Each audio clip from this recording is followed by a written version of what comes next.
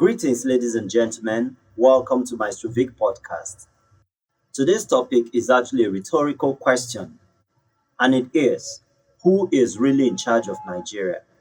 The multidimensional socioeconomic challenges we have in this country cannot be overcome until we deal with the root cause of our problems. And part of that root cause is not just bad leadership, but the faulty process we have in place to producing our leaders.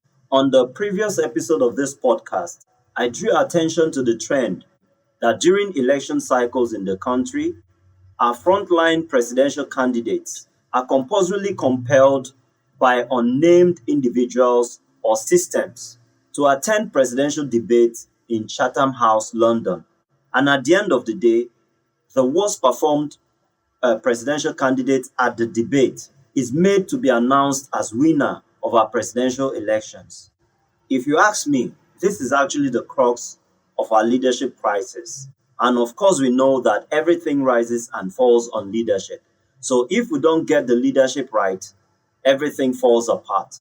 And in this precedes every other socioeconomic challenges as effect of the bad leadership foisted on us by these foreign mercenaries. Secondly, we also notice that during these election cycles, these frontline presidential candidates, as a matter of tradition, must appear in 10 Downing Street to pay homage to the British Prime Minister as well as the monarch of England.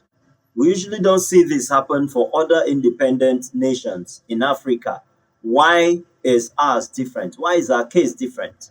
These actions indicate that Nigeria is yet to attain true sovereignty as a nation, because with such ritual, we can deduce that there seems to be a hidden system in place designed to transfer the right of Nigerians to elect their leaders to the hands of the British to decide or to impose someone to rule over us against the wishes of the Nigerian people.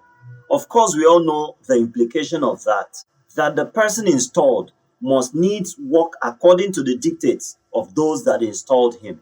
And that is detrimental to the welfare and well-being of the Nigerian people. This also implies that the outcome of our elections are not determined by the votes we cast, but determined by foreign mercenaries. Why should Nigeria subject itself to having her leaders handpicked and installed by these foreign elements against the collective will of her citizens? For how long do we go on like this? This is very sad. If we fail to address this critical question first, all the calls for electoral reforms and all that amounts to a waste of energy. One of the worst forms of slavery is to be denied the right to elect those that will lead us as a nation. And if we truly love this country, we must rise up to the occasion and collectively put a stop to this slavery. I appreciate the selfless efforts of the likes of our activist, Mr. Randy Peters, who has been championing the calls for electoral reforms across the country. But this is more important to clamor for than just talking about electoral reforms. We need to refocus our activism to tackling the problem from the root cause instead of just from the surface. As we head towards another election cycle in 2027, we must be awakened to the consciousness that our frontline presidential candidates must stop selling or surrendering our sovereignty as a nation to foreign mercenaries. We are an independent nation, and we must not deprive ourselves of that inalienable right to choose who governs us as a people. So, I propose that as the National Assembly is on the process of amending our electoral law, they should enact a law placing a ban on our frontline presidential candidates from honoring any invitation for a presidential debate in Chatham House, London, so to stop further interferences to determine the outcomes of our elections. Secondly, the National Assembly should enact a law mandating INEC and the state electoral commissions across the country to spearhead mandatory debates for every election cycle.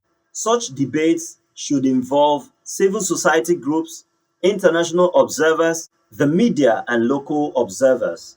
Every candidate, whether presidential, governorship, national or state assemblies, including local government chairmen and any other person vying for an elective office at any level, must attend these debates or risk automatic disqualification. This will be the best form of electoral reforms that will set the tone for a free, fair, and credible elections going forward. Let's keep this conversation alive. Share your thoughts on the comment section. Follow me on all my social handles, as well as like and share this video. Thank you so much. God bless you.